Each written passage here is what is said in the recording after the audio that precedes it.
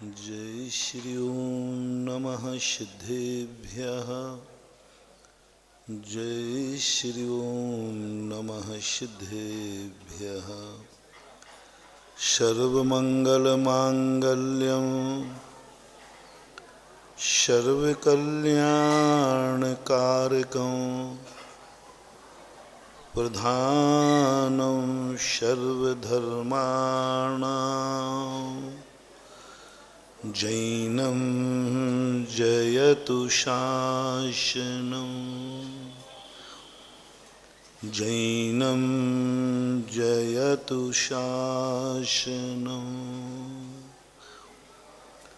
पंच परमेष्टि भगवान की आचार्य श्री गुरुवर कुंद कुंद महाराज की आचार्य श्री गुरुवर विद्यासागर महाराज की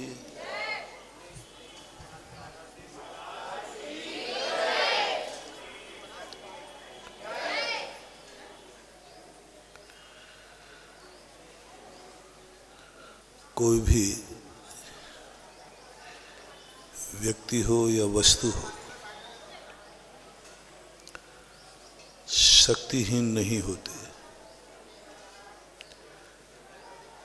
हर व्यक्ति को ये लगता है कि कोई वस्तु मुझे बना सकती है और मिटा सकती है। यह जो हमारे अंदर भय बना हुआ है, यही भय सबसे ज़्यादा व्यक्ति को दुखी कर रहा है। और सबसे बड़ा दूसरा होता है ईगो पॉइंट। हम किसी से कम नहीं हैं। सामने वाला जितना ताकतवान है उससे ताकतवान मैं हूँ। इन दो बातों के कारण से हमारे अंदर की शक्तियां तिरोहित हो रही हैं। जब भी हमारे ऊपर एक भय मंडराता है, जैसे कल मैंने कहा था कि मेरी कभी भी मौत हो सकती है, मैं कभी मर सकता हूँ, इसने मुझे जीना हराम कर दिया। हम जी नहीं पा रहे हैं, जीने का आनंद नहीं ले पा रहे हैं, और हम जिंदा हैं। हम जिंदा हैं और मौत की अनुभूति हो रही है। होना ये चाहिए कि हम मर रहे हैं और हमें जिंदा की अनुभूति होना चाहिए। बस यही है जैन दर्शन का सबसे बड़ा सिद्धांत है। जैन दर्शन कहता है सबसे ज़्यादा कायर वो है, बुज़दिल वो है जिसे जिंदा रहते हुए भी मरने की मौत की अनुभूति हो रही है। जो जीवित रह कर के भी अनुभव में आ रहा है मैं कभी भी मर सकता हूँ। ये जो भय कल कहा था ना, कुंद कुंद स्वामी ने सबसे पहले कहा, मेरे से तुम शक्तियों की भीख मत मांगो, मैं तुम्हें अपनी शक्तियां नहीं दे पाऊंगा। मैं देना भी चाहूं तो लेन देन जैन दर्शन में होता नहीं। तुम अपनी निशक्तियां जागृत करो, तुम्हारी शक्तियां ही तुम्हारे काम आएंगी। भगवान की शक्ति हमारे काम आ जाएगी? कभी संभव नहीं। भगवान ने आज तक कभी किसी को अपनी शक्ति नहीं दी, दे भी नहीं पाएंगे। उनके समर्थ से बाहर है। गुरु भी हमें कोई शक्ति नहीं दे पाएंगे। भगवान, गुरु, शास्त्र हमारी शक्तियों का जागरण कर सकते हैं, शक्तियां दे नहीं सकते। तो पूज्यवर कुंद कुंद स्वामी कहते हैं तुम अपनी शक्ति का जागरण करो, और तुम्हारी शक्ति के जागरण में सबसे ज़्यादा बाधक है तुम्हारा भय। तुम्हारा भय, और इस भय के कारण से तुम्हारी जो अलौकिक शक्तियां हैं वो सब कुंठित हो रही हैं, सब ह्रास को प्राप्त हो रही है। क्योंकि भय एक ऐसी जिंदगी की सबसे खतरनाक बीमारी है जो सब कुछ होते हुए सब खो देती है। इसलिए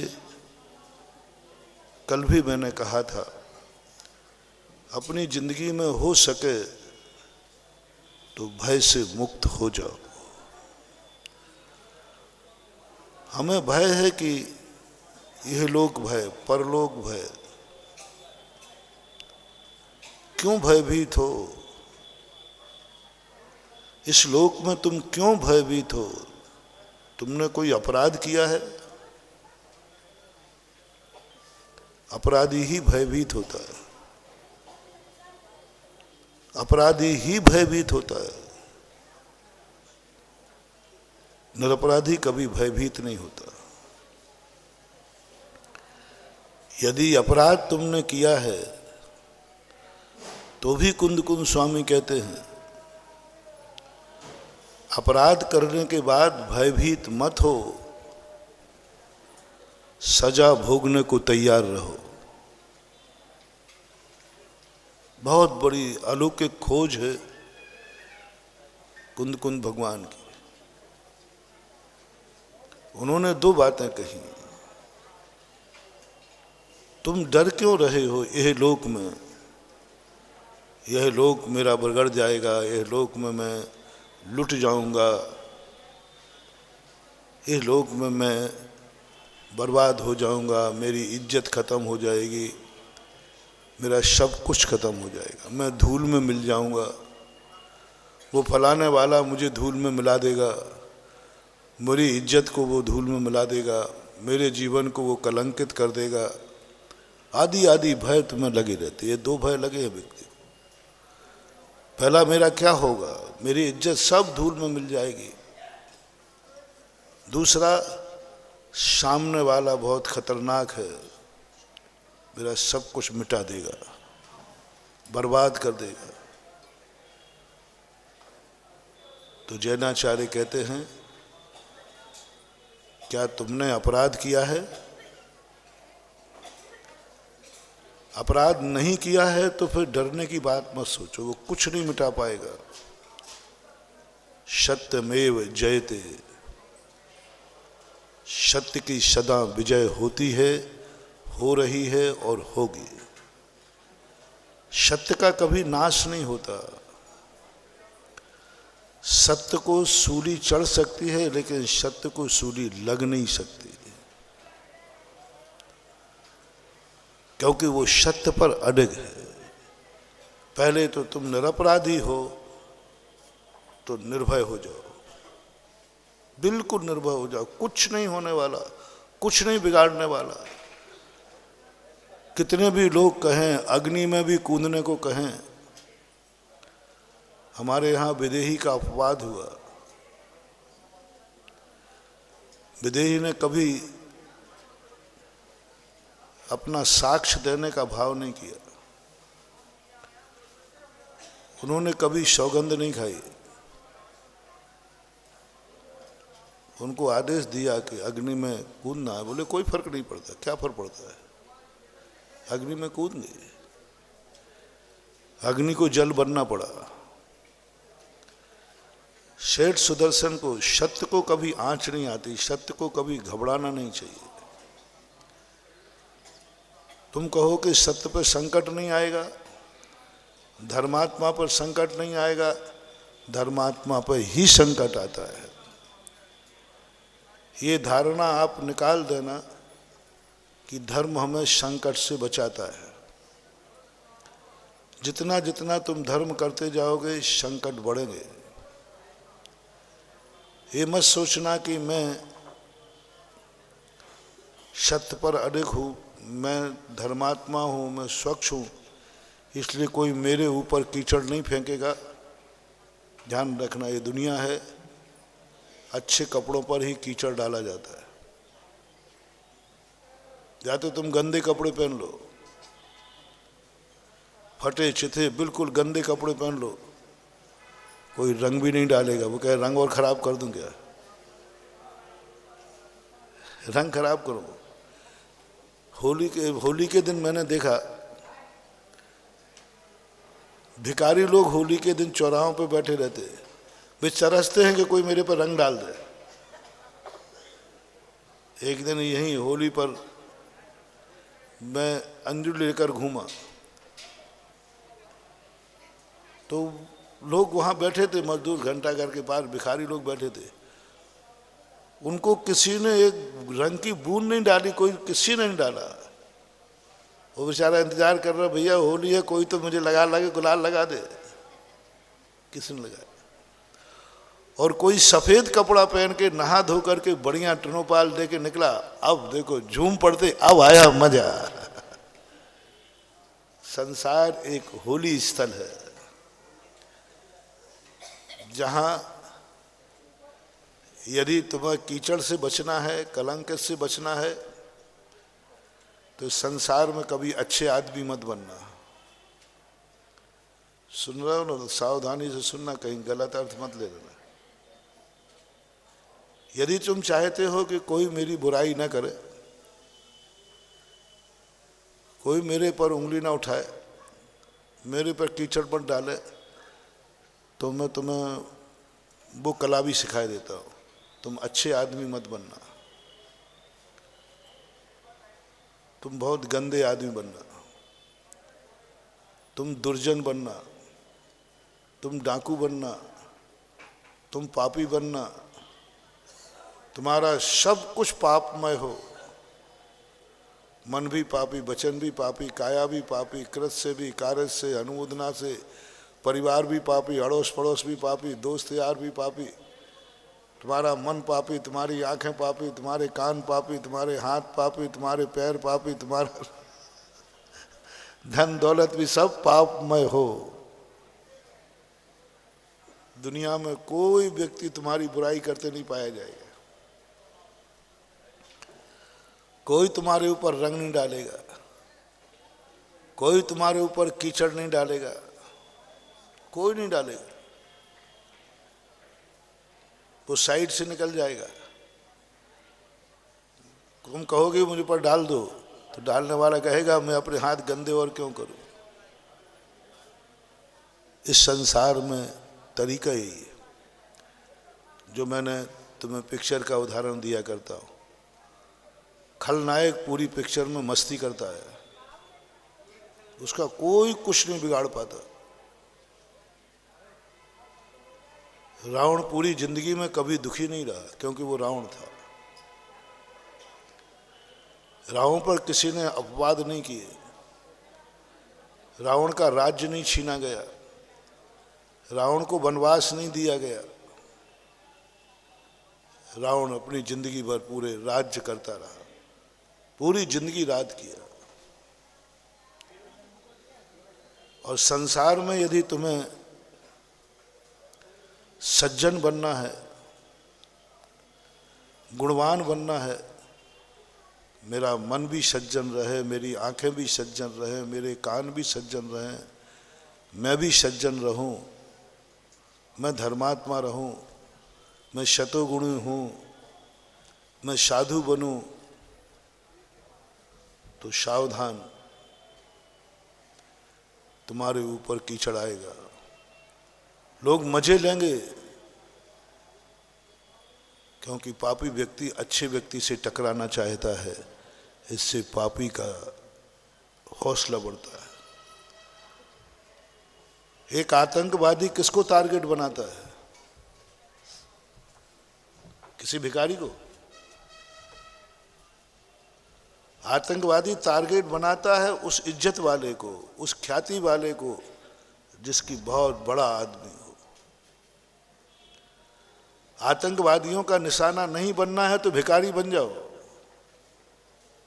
मजदूर बन जाओ। उनसे कहो फिर कि भाई मुझे मार दे, तो आतंकवादी कहेगा एक गोली खराब थोड़ी करना है। वो किसी अच्छे को टारगेट बनाता है। अच्छा आदमी बनोगे, आतंकवादियों के निशाने पर रहोगे। बड़े आदमी बनोगे, डाकुओं के निशाने पर रहोगे। तुम्हारे घर में कोई डाकू नहीं आएगा, गारंटी मेरी है, कोई नहीं आएगा। एक बार किसी व्यक्ति ने कहा, मोरे महाराज जी इस कार्यक्रम में जेब कतरे आ गए हैं बहुत, आप सावधान करें। मैंने यूं कह दिया, घबराओ मत, जेब कतरों से कोई डरने की जरूरत नहीं है, वो मेरी बात मान जाएंगे। तो लोग घबरा गए। महाराज जी कह रहे कोई चिंता मत करो, मैं जेब कतरों को आदेश दे दूंगा, वो मान भी जाएंगे। मेरी बात बहुत मानते हैं, जेब कतरे बहुत मानते हैं, डाकू भी मानते हैं। खतरा तो है कि तुम लोग नहीं मानते, क्योंकि तुम लोग मेरे भक्त हो। भक्त लोग मेरी बात नहीं मानते हैं, इससे मैं परेशान हूं। डाकू हैं, लुटेरे हैं, जेब कट हैं, ये तो मेरी बात बहुत मानते। इतनी मानेंगे कि हमें कहने की जरूरत ही नहीं पड़ेगी। उनको इतनी पता चल जाए कि ये सुधा सागर की सभा है, पंचराणा के, इतने नाम से बेचारे दूर रहते। पर गड़बड़ तो तुम लोग करते हो। तुम लोग यदि मेरी आज्ञा मान जाओ तो गारंटी देता हूं, एक जेब कट आ जाए यहां पर। तो अध्यक्ष जी बैठे थे वहां, यहाँ के नहीं, दूसरी जगह की घटना है, राजस्थान। बोले महाराज जी आज्ञा करो, आप जो कहोगे वह होगा। मैंने कि बस एक ही आदेश है, कोई भी इस कार्यक्रम में जो कपड़े पहन के आएगा उसमें किसी में जेब नहीं होगा।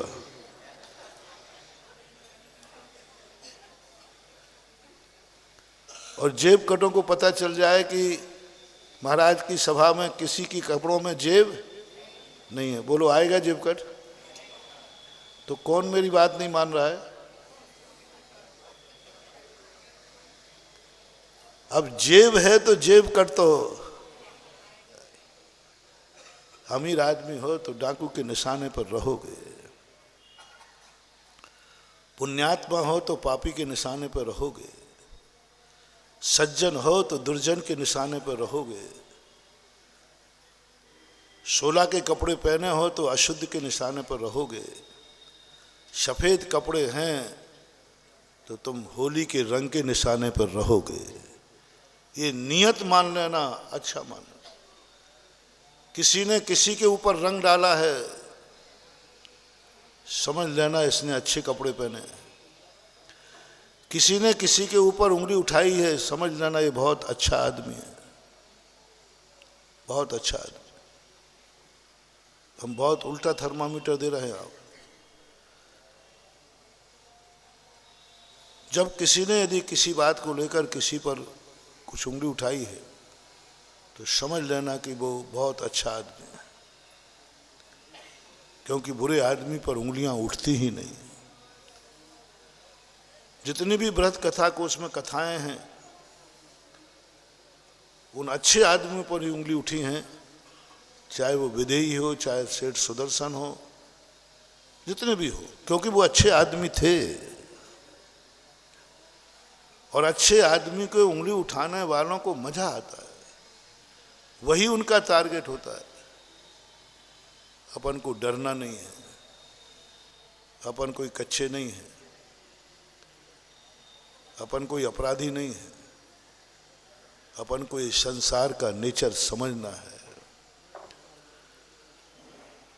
और दुश्मन यदि हमें गाली देवे, एक चाणक्य की नीति है, जब कभी किसी ने अपना अपमान किया हो उसको अपने मुंह से कभी मत बोलना कि इसने मेरा अपमान किया है, कभी मत बोलना, अपने मुंह से मत बोलना। ये सबसे ज़्यादा अपने बहुत बड़ी कमजोरी होती है। किसी ने हमें गाली दी, हम 100 लोगों से कहें इसने मुझे गाली दी, इसने गाली दी, यही तुम्हारी सब, वो चाहते ही यही था कि तुम मुझे चर्चा में लाओ, क्योंकि मेरी कोई चर्चा नहीं है। तुम मुझे चर्चा में लाओ क्योंकि मेरी कोई चर्चा नहीं है। मैं कोई हूं दुनिया में, कोई सुनता ही नहीं मेरी बात। तुम लाओ चर्चा में कि ये वो बहादुर है जो गाली दे रहा है, मुझे गाली दी, देखो भाई मुझे गाली दी, मुझे गाली दी, अब मुझे कोई गाली देगा तो कितने लोगों ने सुनी, कितने लोग चर्चा में आएंगे, किसने गाली दी, उसने गाली दी, उसने गाली दी, उसने गाली दी। जिसको कोई पूछता नहीं था वो सारी दुनिया में उसकी पूछोगे, ऐसी पूछोगे, वो कहते मैं चाहते यही था कि दुनिया मुझे जानने लग जाए। मैंने जब देखा, ये चिंतन किया कि चाणक्य की ये नीति कितनी अच्छी है कि जब कोई बड़ा आदमी का, नेता का मर्डर होता है तो जो अपराधी होते हैं मर्डर करने के बाद भागते हैं, छुपते हैं, लेकिन वहां तो आतंकवादी ग्रुप घोषणा करता है ये कार्य मैंने किया है।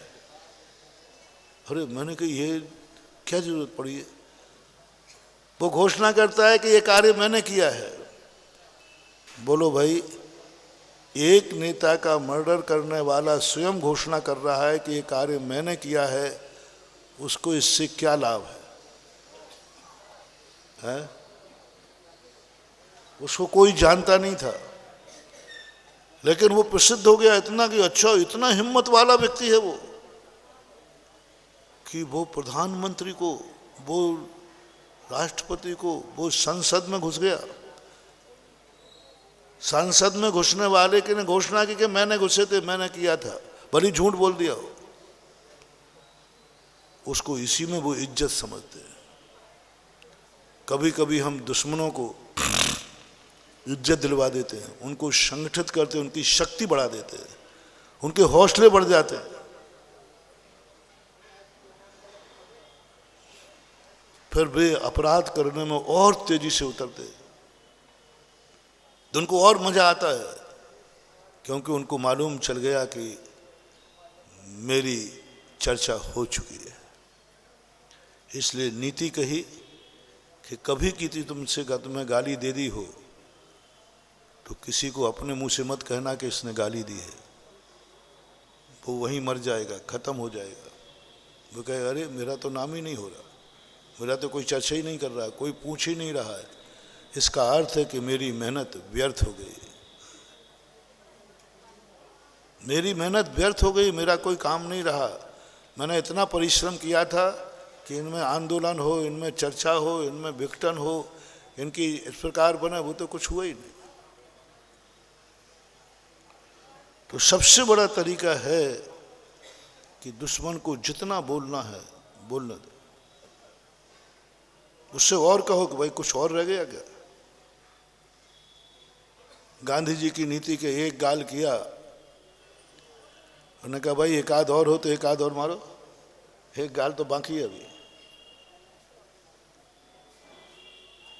बताते उसने दूसरी बार गाल नहीं मारा, गाल में नहीं मारा। गांधी जी को जब मारा गया तो एक थप्पड़ मारा ऐसा कहते, तो उन्होंने कहा भाई थोड़ा धीमे लगा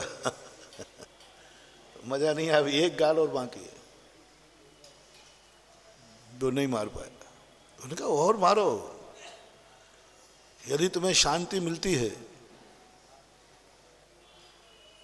बताते कि उसने दोबारा हाथ नहीं उठा पाया और वो चरणों में गिर गया, क्षमा मांगने लगा,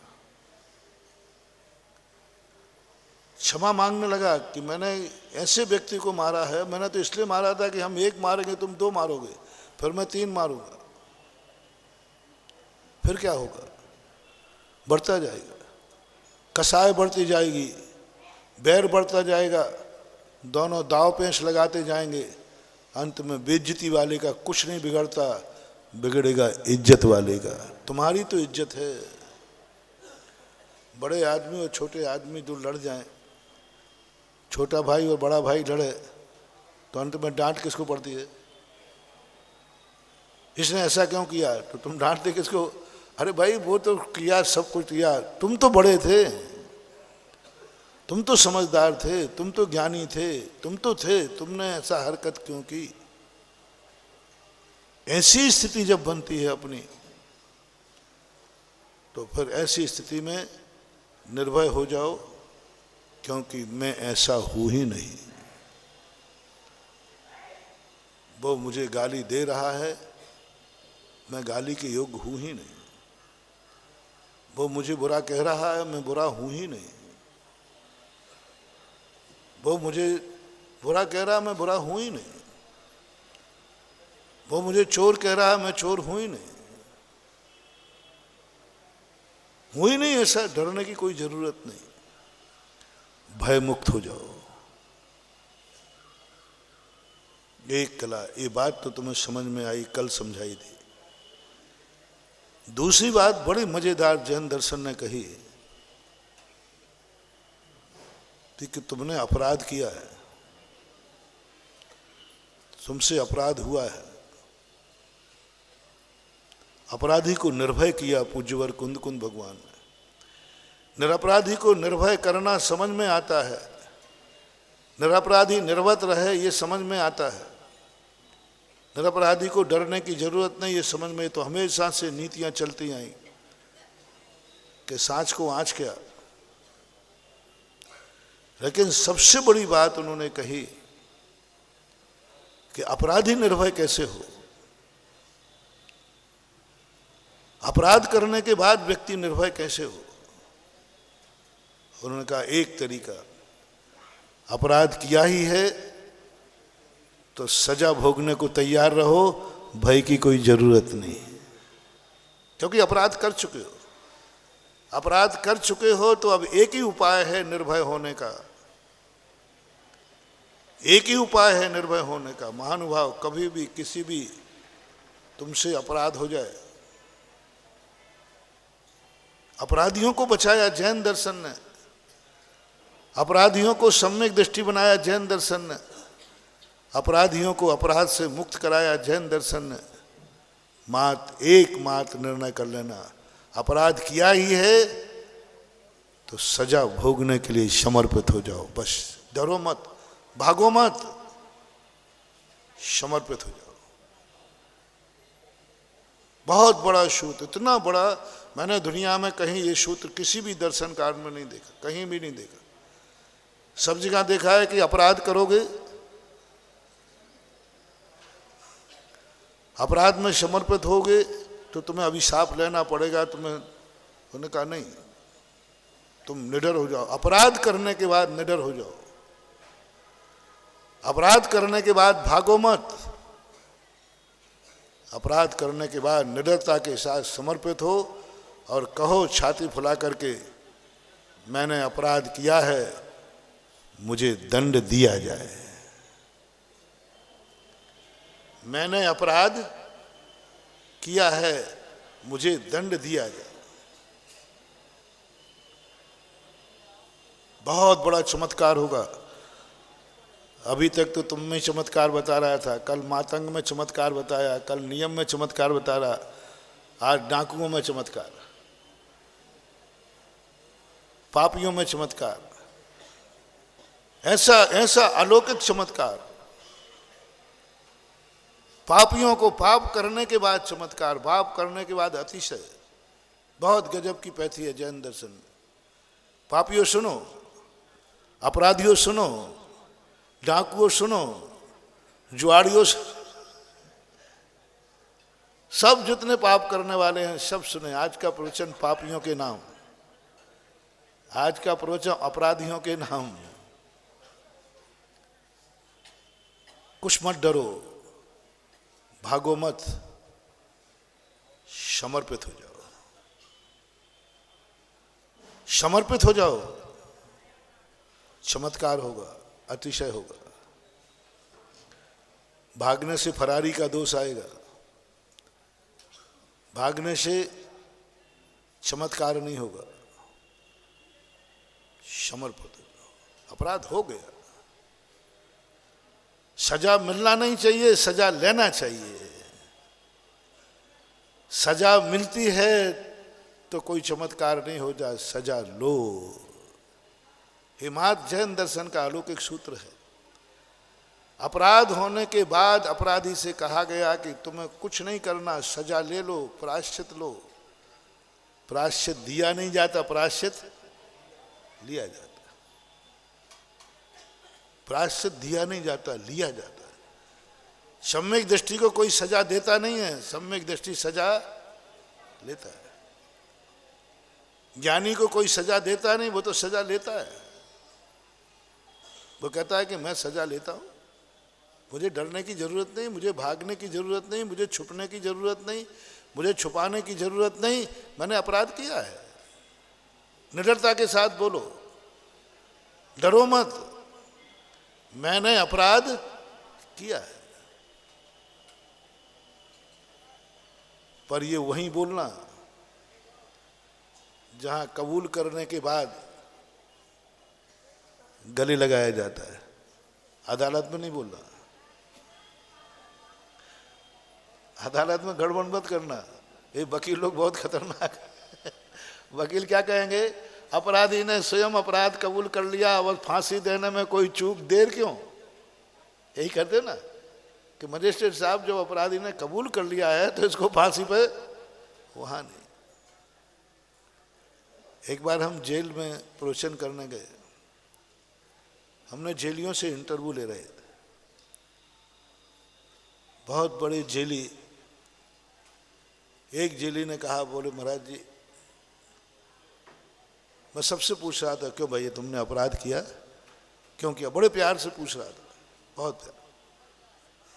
किसी को भैया कह रहा था, भाई बताओ तुमने क्या किया।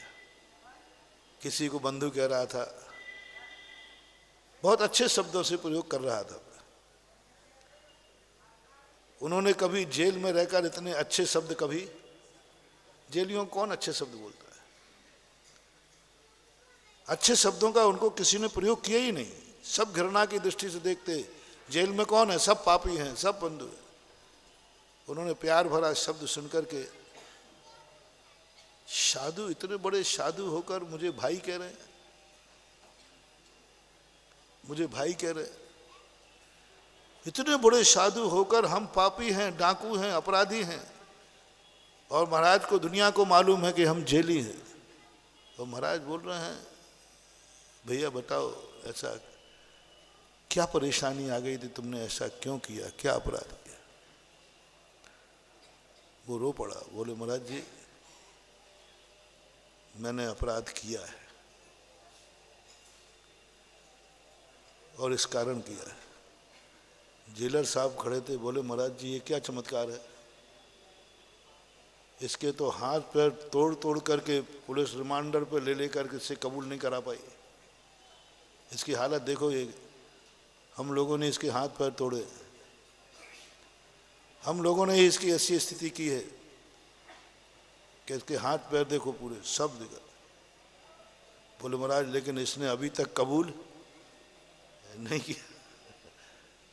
और आपके एक बार पूछने पे, अब महाराज ऐसा क्यों ना किया जाए कि जब भी कोतवाली में अपराधी आए और आपको बुलाया जाए,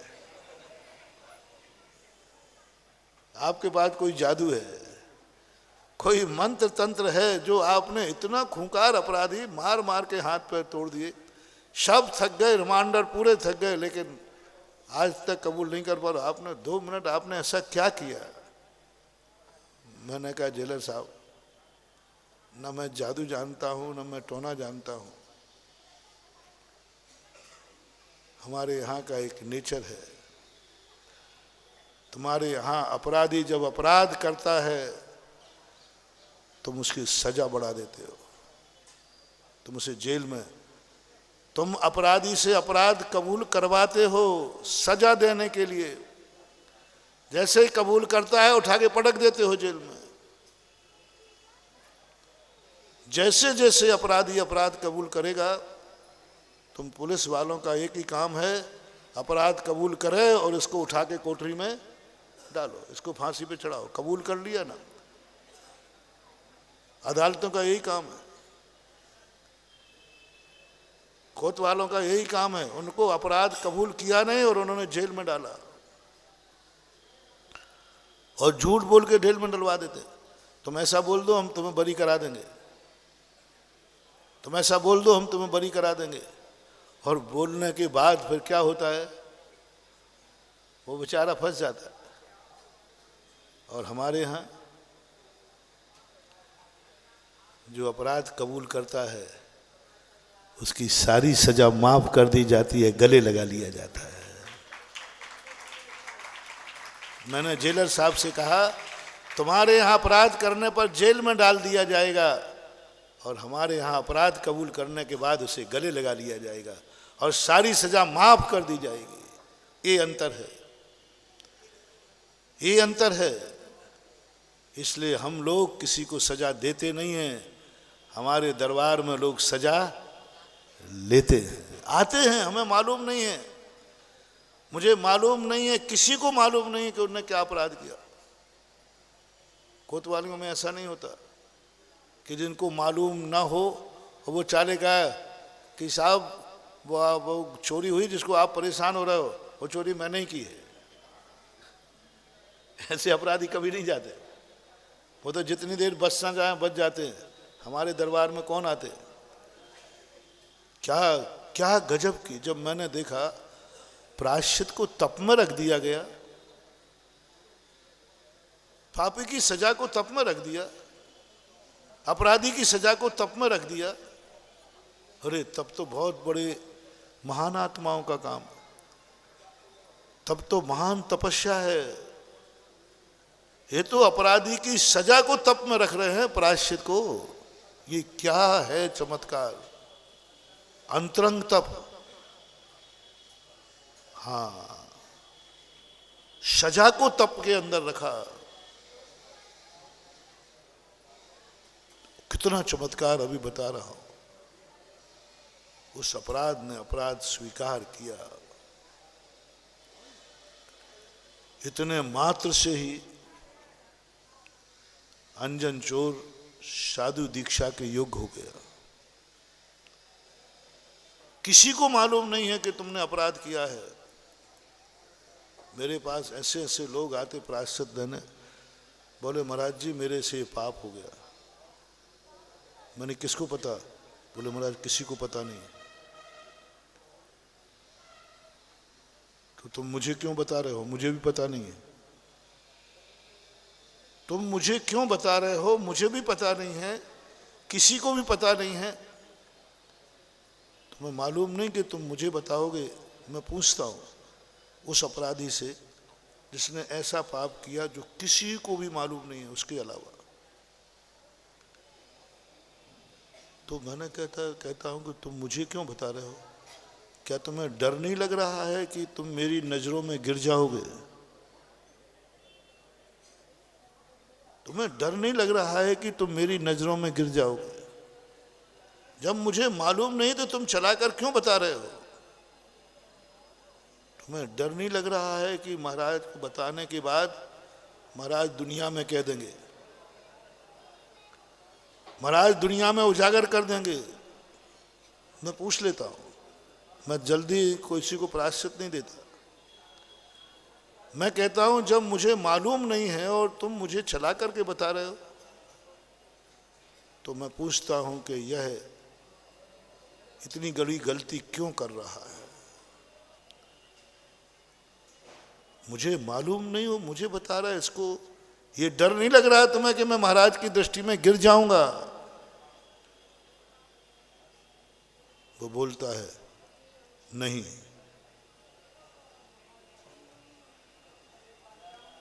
नहीं, इतना बड़ा अपराध तुम कर रहे हो? मैं तुम्हें बहुत अच्छा आदमी मानता हूं, इज्जत वाला आदमी मानता हूं, समाज का प्रतिष्ठित आदमी मानता हूं,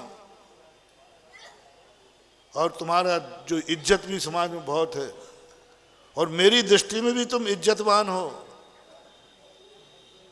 फिर भी तुम्हें ये डर नहीं लगा कि महाराज की नज़रों में मैं इतना इज्जत वाला हूं और मैं अपने कारनामे बताऊंगा,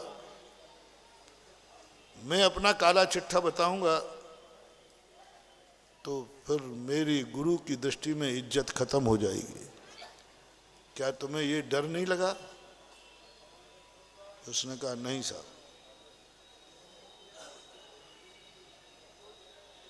तुम्हें डर नहीं लगा? बोले नहीं साहब।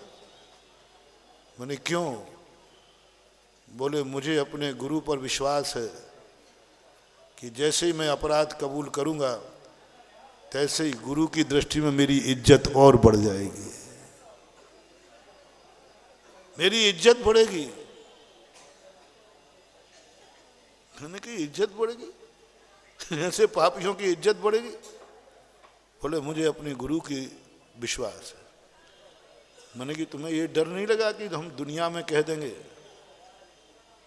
कि जिस पापी को तुम अच्छा मानते हो ना वो बहुत बड़ा पापी है, उसने ये अपराध किया है? बोले महाराज मुझे विश्वास है कि मेरा अपराध गुरु के पास पहुंचने पर न मेरी दुनिया में बेइज्जती होगी, ना गुरु की दृष्टि में गिरेंगे, हमारी सारी दुनिया में इज्जत बढ़ जाएगी। आप मुझे सजा दीजिए, छोटी मोटी सजा मत देना, बड़ी सजा देना। छोटी मोटी सजा मत देना। प्रायश्चित लेने वाले को पूज्यवर बसुनंदी महाराज ने मूलाचार में लिखा, दो प्रकार के लोग होते हैं। एक बदमाश होता है, आवाज आ रही है इनको? बोले बदमाश लोग होते हैं, शिष्य बदमाश होता है, वो पहले से कहता है साहब मेरा सिर दुख रहा है, मुझे बुखार आ रहा है, मुझे परेशानी हो रही है, आप पर अच्छा बहुत परेशान हो रहा, हाँ चक्कर भी आ रहा है, कल अंतराय भी था। अच्छा ये बात है। जब उसने सोच लिया गुरु थोड़े द्रवीभूत हो रहे हैं, महाराज जी एक गलती भी हो गई थी, अब क्या खा गलती हो गई, अब बीमार हो क्या प्रायश्चित है? और ईमानदार क्या कहता है, महाराज जी मुझे प्रायश्चित चाहिए, तबीयत ठीक है, पूरी ठीक है, कोई दिक्कत नहीं, कुछ नहीं, और बुखार है, बुखार है, चक्कर आ रहा है, नहीं गुरु महाराज बिल्कुल ठीक है। उसको क्या भाव है, कहीं मेरी तबीयत देखकर गुरु कम प्रायश्चित ना दे दे, मुझे अधिक से अधिक मिलना चाहिए, अधिक से अधिक मुझे दंड मिलना चाहिए। अपराध होने के बाद समझ लेना अब चमत्कार होने वाला है, मुझे सजा कम से कम नहीं। तुम लोग क्या सोचते हो, अपराध करने के बाद कम से कम सजा कैसे करूं, क्या करूं कि सजा कम हो जाए? यही होता है ना अदालतों में, कम से कम कराओ, कम से कम कराओ, कम से कम कराओ। और हमारे यहाँ क्या कहता है अपराधी, सजा अधिक से अधिक होना चाहिए। पूज्यवर रविशरण महाराज गजब की बात पद्म पुराण के अंदर की। अंजना को निर्वासित किया गया, किसी ने कोई शरण नहीं दी, ससुराल से तो निकाल ही दिया गया, पीहर से भी ठुकरा दिया गया, जंगल में भटकती है। उसकी सखी बसंतमाला, उसने कभी उल्हाना नहीं दिया, ससुराल वालों को भी नहीं, पति को भी नहीं किया। पूरे अंजना चरित्र को मैंने पढ़ा, एक बार भी अंजना ने पवनंजय के लिए दोषी नहीं ठहराया। बहुत लोगों ने आलोचना की, वो सबके मुंह पकड़े, ध्यान रखना मेरे पति की बुराई मत करना। लोग ताज्जुब थे, कैसी औरत है जिसका पति बिना कारण के इतनी सजा दे रहा है, उसकी बुराई भी नहीं सुन पा रही है। कभी उलायना 22 वर्ष तक देखना, आत्मीय संबंध देखना, सच्ची श्रद्धा देखना, संबंधों में चमत्कार देखना, धर्म में चमत्कार नहीं, संबंध में चमत्कार। मैंने बता दिया था, नमोकार मंत्र में चमत्कार नहीं, पति और पत्नी के संबंध में चमत्कार। कोई नमोकार मंत्र नहीं, कोई भगवान नहीं, कोई गुरु नहीं, कोई धर्म नहीं, कुछ नहीं। धर्म पवित्र है इसलिए चमत्कार, नमोकार मंत्र पवित्र चमत्कार, ये तो सब चीजें, क्योंकि वो पवित्र है। पति पत्नी का संबंध पवित्र होना चाहिए, चमत्कार वहां भी है। 4-5 दिन पहले मैंने कहा था, मत घबराओ कि तुमने कोई शादी कर ली तो कोई सारे चमत्कारों से वंचित हो गए। संबंध में चमत्कार, पति पत्नी का, बस वो संबंध पवित्र कर लो, इतना संबंध पवित्र कर लो कि उस संबंध में भी नाक का हार हो जाएगा। सोमा सती, मैंने पूछा था आपसे कि जिस समय दोनों पति पत्नी उसको मटके में हार लाए थे, उस समय सोमा सती क्या भयभीत थी? क्या उसे मालूम था कि इसमें सांप है? बोलो। तो क्या वो नमोकार मंत्र पढ़ रही थी उस समय? क्या उसने नमोकार मंत्र पढ़ा? क्या भगवान का नाम लिया? शेर सुदर्शन को कह सकते हैं कि वो भगवान का नाम ले रहे थे, विदेही को कह सकते हैं कि उस समय वो भगवान का नाम ले रही थी क्योंकि सामने संकट मौजूद था।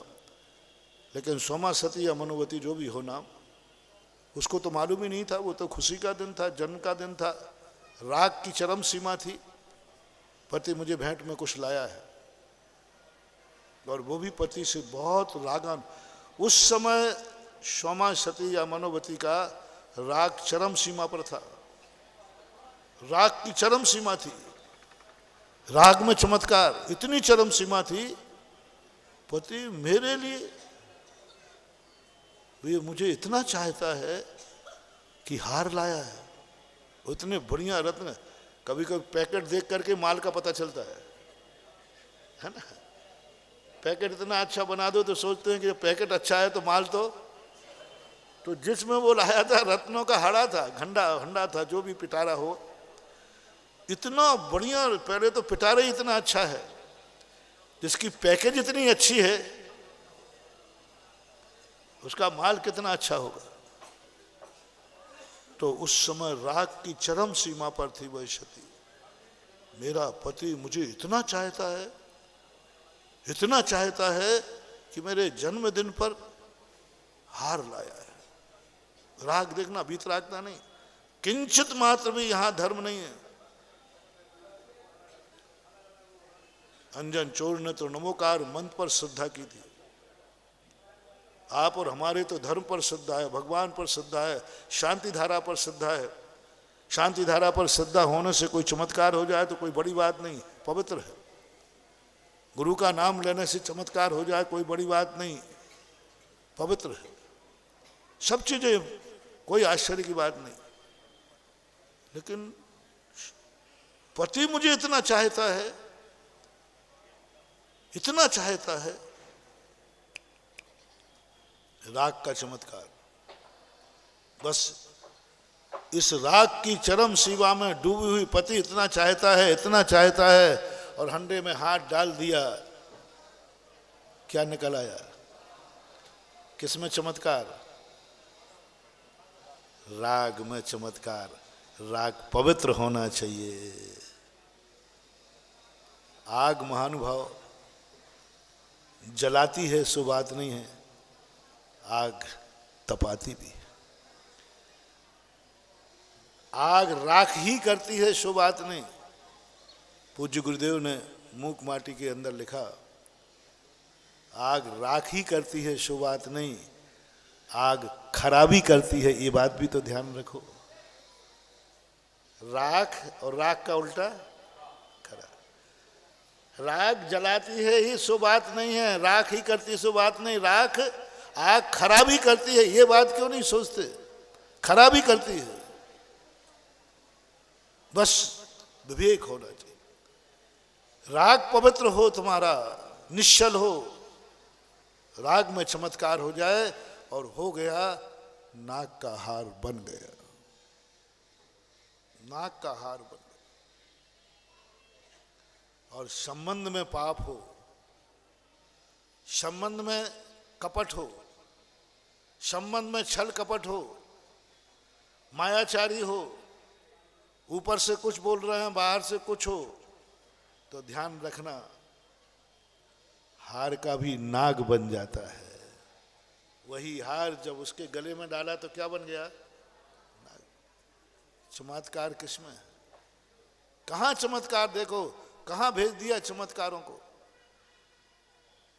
बस मैंने कहा तुम्हारे सामने मजिस्ट्रेट जेलर साहब कोई सत्य नहीं बोलेगा, अदालतों में कोई सत्य नहीं बोलता। आज 99% लोग अदालतों में झूठी सौगंधें खाते हैं। क्यों? उन्हें मालूम है कि यहाँ सत्य बोलना दुखदाई है, यहाँ सत्य बोलना बहुत दुखदाई है। जितना अदालत में सत्य बोलते जाओगे उतनी सजा बढ़ती जाएगी, उतना दुख बढ़ता जाएगा। इसलिए लोगों ने नियम कर लिए हैं भूल करके अदालत में सही नहीं बोलना। और वकील क्या पढ़ा देते हैं? यही पढ़ाते हैं, क्योंकि वहां सत्य बोलना कोई इज्जत मिलने वाली नहीं है। अदालतों में सत्य बोलने से इज्जत नहीं मिलेगी, तुम्हारी सजा बढ़ेगी, बेइज्जती की और तुम्हारे लिए अपमान किया जाएगा। इसलिए हम देखते हैं, आपको खुद मालूम है, अदालतों में सत्य कभी कोई बोलता नहीं, वकील बुलवाते नहीं। कभी कोई सीधा साधा व्यक्ति पड़ जाए कि साहब वहाँ शास्त्र पकड़ के कहलवाया जाएगा तो फिर क्या कहेंगे? तो वकील कहते हैं बुद्धू आंटी बांध के पकड़ लेना।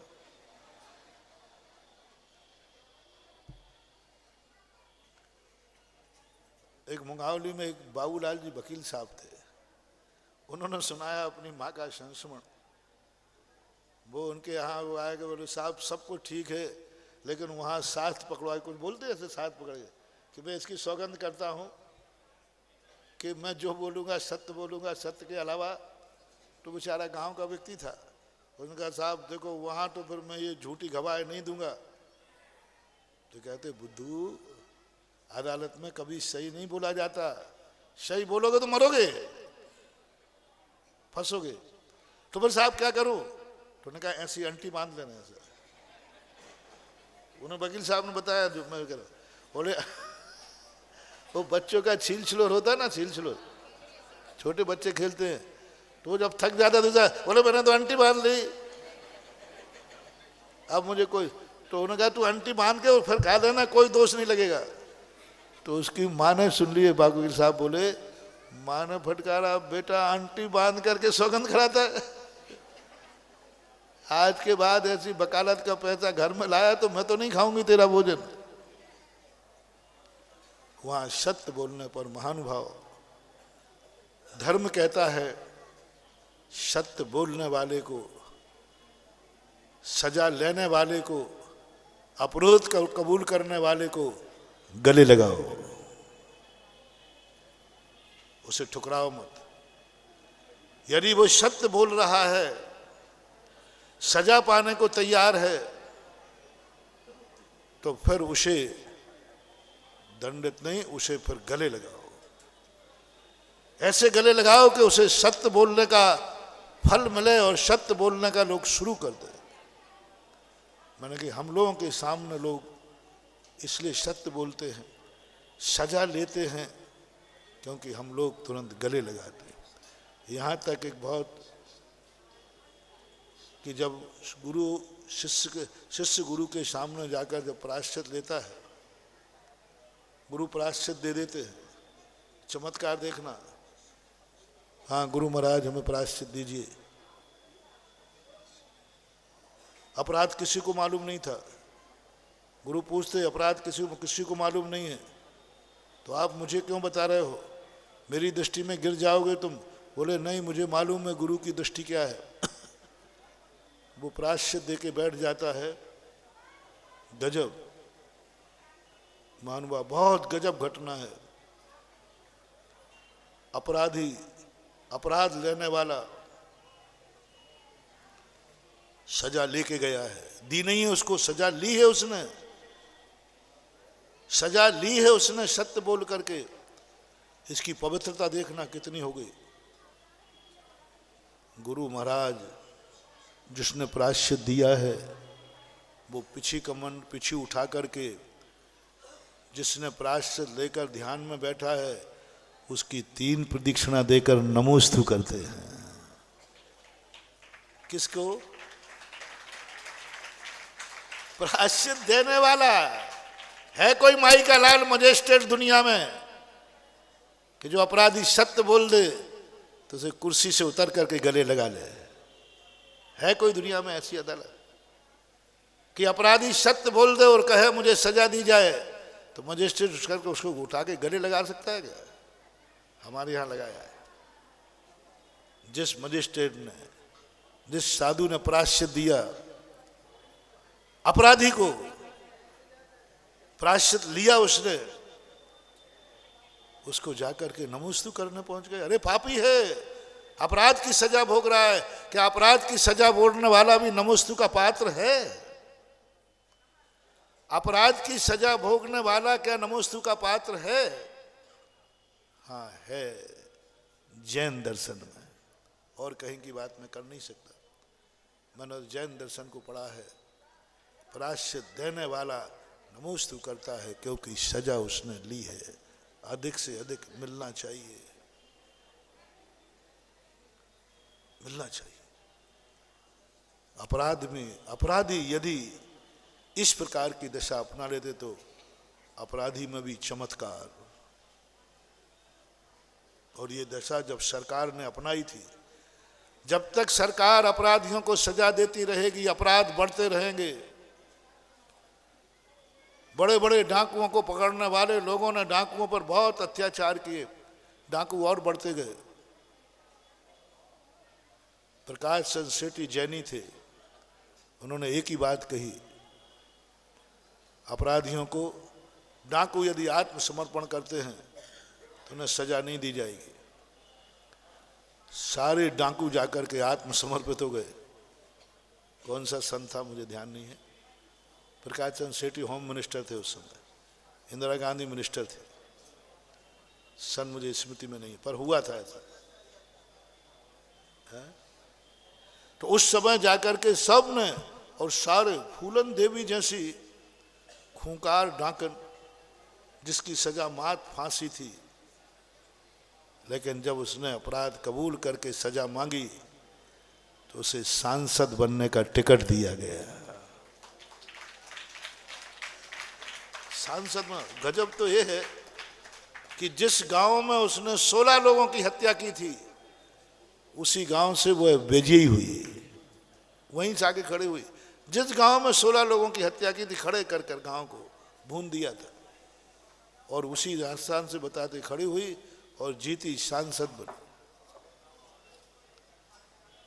तो कहने का भाव है कि अपराध किया है तो सजा लेने के लिए तैयार हो जाओ। अंजना ने कभी अपने पति को उल्हाना नहीं दिया। मैंने कल परसों भी कहा था, जितनी सतियां हुई, जिन जिन कारणों से संकट आया, उनको उल्हाना नहीं दिया। श्री राम ने कैकेयी को उल्हाना नहीं दिया। पूरी रामायण लिखी गई, आज तक बड़े बड़े संकट आए श्री राम के ऊपर, लेकिन रामचंद्र जी ने एक बार भी शब्द नहीं कहा ये सब कैकेयी की बदौलत है। मैंने गौर किया, आप और हम होते तो क्या करते? आप और हम होते तो इतना कोसते कैकेयी को, इतना कोसते कि सब कैकेयी, लेकिन एक बार भी उन्होंने ये नहीं कहा कि ये जो कष्ट हुआ, विदेही का अपहरण हुआ, लक्ष्मण को शक्ति लगी, ये सब कैकेयी, माता कैकेयी का कारण हुआ। कोई उल्हाना नहीं। पूरी जिंदगी में, पूरी रामायण पढ़ लीजिए, कहीं उल्हाना नहीं। उल्हाना देना सबसे बड़ा हमारा दुश्मनी का कारण बनता है, बैर भाव का कारण बनता है। हमारा सच्चा चाहने वाला हितैषी होगा, कभी तुम्हारे लिए उल्हाना नहीं देगा। तो हमेशा तुम उसके साथ कितनी अपराध करते जाना, पर वो तुम्हारे लिए कभी नहीं कहेगा कि तुम्हारे कारण से ऐसा हो रहा है। रामचंद्र ने नहीं कहा, विदेही ने नहीं कहा, 2 दिन पहले मैंने कहा था, वनवास हुआ लेकिन एक बार भी उन्होंने नहीं कहा ये सब किसके कारण होगा। अंजना की बात कह रहा था, एक बार तो कह देती कि सारा पवनंजय का दोष है। नहीं, 22 वर्ष तक एक बार भी नाम नहीं लिया। सासू ने लाते मार के निकाली केतुमती ने, एक बार भी नहीं कहा कि सासू को उलाहना दिया हो कि मेरी कैसी दुष्ट सासू है, कैसी दुष्ट सासू है। इस सासू को इतना नहीं, उलाहना नहीं दिया। पीहर से जाकर के महिपाल ने निकाल दिया, उसने माँ बाप को कभी उलाहना नहीं दिया। अरे कोई साथ नहीं देता तो पीहर तो साथ देता ही है। कन्या को कोई भी साथ नहीं दे, पीहर साथ देता है। कितना भी अपराध कर ले, कितना भी कुछ भी हो जाए, अंत में कौन काम आता है कन्याओं के लिए? ससुराल काम नहीं आती। कितना भी कुछ हो जाए, कुछ भी, अंत में पीहर ही काम आता है, माँ बाप ही काम आते हैं।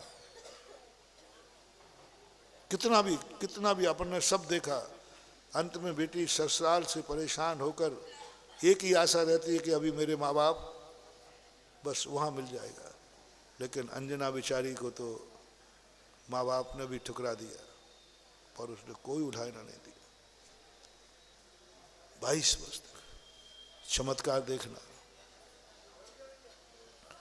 मुनराज मिले तो मुनराज से एक ही बात पूछी।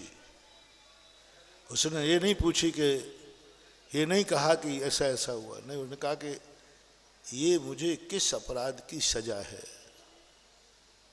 मुझे अपराध बताया जाए। महाराज मुझे कुछ नहीं चाहिए, किसी की कोई गलती नहीं है, मैं अपने कर्मों की सजा में खुश हूं। मुझे तो इतना जानना है कि किस अपराध की सजा है। जब महाराज ने बताया कि तुमने 22 मिनट के लिए सौतिया डाय के कारण मूर्ति का अपमान किया था, अंजना रोई नहीं। अंजना इतनी प्रसन्नचित हो गई, बोले वाह। फिर गुरुदेव ये बताओ, ये सजा इतनी कम क्यों? इस अपराध की सजा तो 22 सागर की मिलना चाहिए थी। कितना छठवां नरक मिलना चाहिए मुझे। मैंने मूर्ति का अपमान किया, मैंने मूर्ति का अपमान किया। 22 साल की क्यों?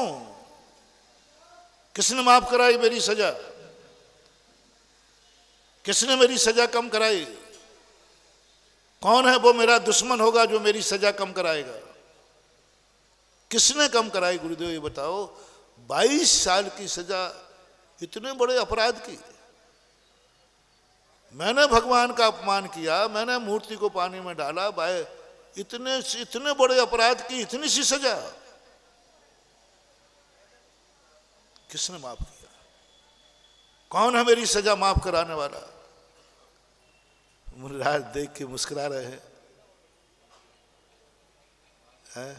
हम और आप होते तो क्या करते? 22 मिनट की 22 साल और क्या सजा चाहते हो? कितनी देर की मूर्ति, कितनी देर रखी थी? 22 मिनट की 22 साल। अन्याय है, इतनी सजा मिलना नहीं चाहिए। सारी दुनिया यही कहती। बोलो आप लोग क्या कहते हैं? यही कहते ना। लेकिन अंजना क्या कहती है? इतनी छोटी सजा, 22 साल की इतनी छोटी सजा, ये ठीक नहीं हुआ, ये अन्याय है। मुझे 22 वर्ष की सजा मिलना चाहिए। कार्यक्रम दूसरा भी है, मुझे दूसरा भी 22 वर्ष की 22 सागर की सजा मिलना चाहिए, तो भी कम है। उसी समय मुनराज मुस्कुरा जाते हैं। उसी समय महाराज मुस्कुरा जाते हैं। समझ लिया ये कोई छोटी मोटी शक्ति नहीं है, ये शैलेश की, पवनंजय की बजरंग बली की माँ है। ये कोई साधारण चीज नहीं है, बहुत बड़ी शक्ति है। महान बस जैसे उसने ये कहा कि मुझे 22 साल की सजा कम है, 22 सागर की मिलना चाहिए, महाराज समझ गए बस इसके बुरे दिन खत्म हो गए, अच्छे दिन आने वाले। बस ये चमत्कार देखो, चमत्कार देखो। अब इसके बुरे दिन खत्म, बस अब बहुत जल्दी अच्छे दिन आने वाले। क्योंकि इसने अपराध की सजा स्वयं ले रही है और कह रही है ये सजा कम है, और ऐसा महसूस, ऐसी अनुभूति अंदर से आए तो चमत्कार हुआ। सबको मालूम है समय आपका, आज बच्चों का कार्यक्रम खनिया धाना का है। खनिया धाना की आज मीटिंग भी, गोला कोर्ट की मीटिंग भी है आज, पूरी कमेटी आ रही। अभी पहले बच्चे आ गए, एक कुछ तुम्हारे सामने प्रदर्शन करेंगे, देखना ये बच्चे आज इस युग में, आज इस युग में भौतिक चकाचौंध में, आर्थिक युग में दौड़ने वाले बच्चे आज यहाँ भी, आज पंचम काल में भी अंधेरे में भी कोई रोशनी होती है।